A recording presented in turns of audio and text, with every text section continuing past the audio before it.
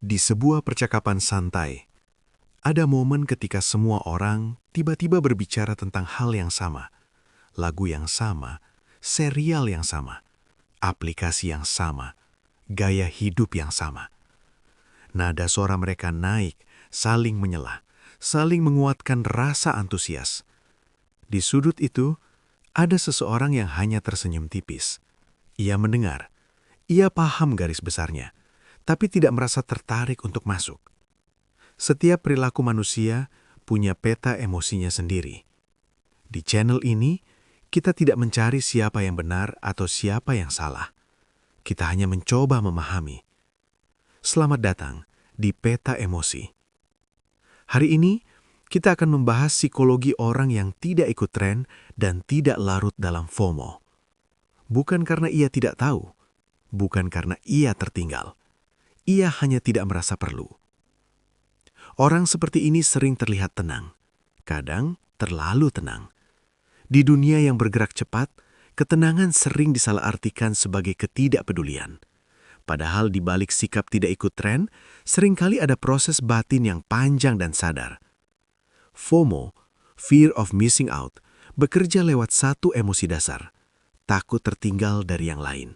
Takut tidak ikut merasakan. Takut tidak menjadi bagian dari cerita bersama. Ia menekan titik rapuh manusia, kebutuhan untuk termasuk.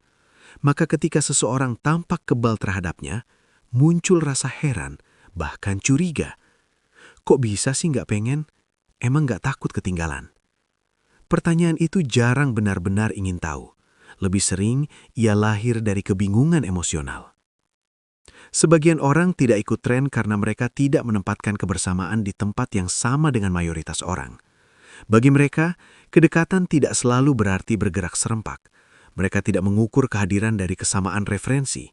Mereka mengukur dari kedalaman relasi. Ketika tren datang dan pergi dengan cepat, mereka melihatnya seperti ombak, menarik untuk diamati. Tidak selalu perlu dinaiki. Ada orang-orang yang sejak lama terbiasa hidup dengan ritme sendiri. Mereka mengenal kapan harus bergerak, kapan harus berhenti. Mereka tidak panik ketika dunia berlari. Mereka tahu bahwa tidak semua hal harus dialami sekarang. Tidak semua pengalaman akan hilang jika ditunda. Kepercayaan ini tidak muncul tiba-tiba. Ia dibangun dari pengalaman merasa cukup dengan diri sendiri. FOMO sering tumbuh subur di ruang batin yang belum merasa utuh.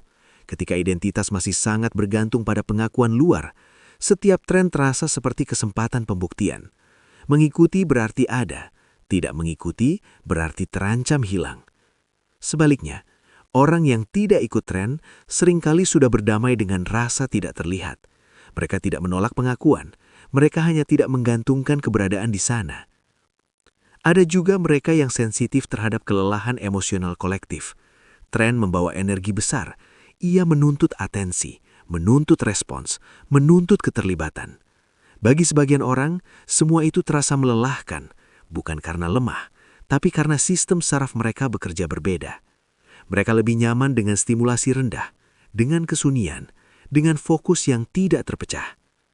Ketika tren datang, mereka merasakan gangguan, bukan undangan. Dalam banyak kasus, orang yang tidak ikut tren bukan tidak punya rasa ingin tahu. Mereka hanya lebih selektif. Mereka bertanya dalam hati, apakah ini benar-benar ingin aku jalani atau hanya ingin aku ikuti? Pertanyaan sederhana ini sering cukup untuk menghentikan dorongan FOMO. Namun hidup di luar arus utama tidak selalu mudah. Ada harga sosial yang harus dibayar. Ada momen ketika mereka merasa seperti berdiri di tepi lingkaran, tidak diusir, tapi juga tidak sepenuhnya diundang. Percakapan melaju tanpa mereka, referensi berputar tanpa pijakan. Di situ muncul dilema batin, ikut agar terasa dekat atau tetap setia pada diri sendiri. Sebagian orang memilih bertahan. Mereka menerima rasa canggung kecil sebagai bagian dari pilihan. Mereka tahu bahwa ketenangan batin tidak selalu sejalan dengan kenyamanan sosial, dan mereka bersedia membayar harga itu. Ada juga yang pernah ikut tren lalu berhenti, bukan karena merasa lebih baik dari orang lain, tapi karena pernah merasakan kosong setelahnya. Pernah mengikuti arus hanya untuk menyadari bahwa kebahagiaan yang dijanjikan tidak bertahan lama. Dari pengalaman itu, muncul kehati-hatian. Tidak semua orang yang tidak FOMO lahir dengan sifat itu. Banyak yang dibentuk oleh kelelahan. Kelelahan untuk selalu mengejar, kelelahan untuk selalu menyesuaikan, kelelahan untuk selalu update. Mereka belajar bahwa hidup tidak harus selalu sinkron dengan dunia, bahwa tertinggal dari tren bukan berarti tertinggal dari makna. Ada satu kesamaan halus pada banyak orang yang tidak ikut tren. Mereka lebih akrab dengan diri sendiri. Mereka tahu apa yang mereka sukai dan apa yang tidak. Mereka tidak mudah tergoda hanya karena banyak orang melakukannya. Mereka punya kompas internal yang cukup stabil. Kompas ini bukan berarti mereka selalu benar, tapi ia cukup kuat untuk menahan tarikan luar. Menariknya, orang-orang ini sering terlihat datang belakangan. Mereka baru menonton sesuatu saat hype sudah reda, baru mencoba sesuatu ketika semua orang sudah pindah. Dan justru di sana, mereka bisa menikmati tanpa tekanan, tanpa ekspektasi, tanpa keharusan bereaksi seperti orang lain. Mereka tidak menonton untuk ikut bicara, mereka menonton untuk merasakan. Namun pilihan ini juga sering menimbulkan kesalahpahaman. Mereka dianggap tidak ambisius, tidak adaptif, terlalu santai. Padahal bisa jadi mereka hanya tidak mau hidup dalam mode panik permanen. FOMO bekerja dengan ilusi urgensi, seolah jika tidak sekarang, maka tidak pernah. Orang-orang yang tidak ikut tren seringkali mampu melihat ilusi itu. Mereka tahu bahwa sebagian besar hal akan berulang dalam bentuk lain, bahwa dunia tidak runtuh hanya karena kita melewatkan satu momen. Ada kedewasaan emosional dalam kesadaran ini. Bukan kedewasaan yang sok bijak, tapi kedewasaan yang lahir dari pengalaman kehilangan yang ternyata bisa dilewati. Orang-orang ini juga sering lebih toleran terhadap kesepian, bukan karena mereka menyukainya, tapi karena mereka tidak langsung panik saat mengalaminya.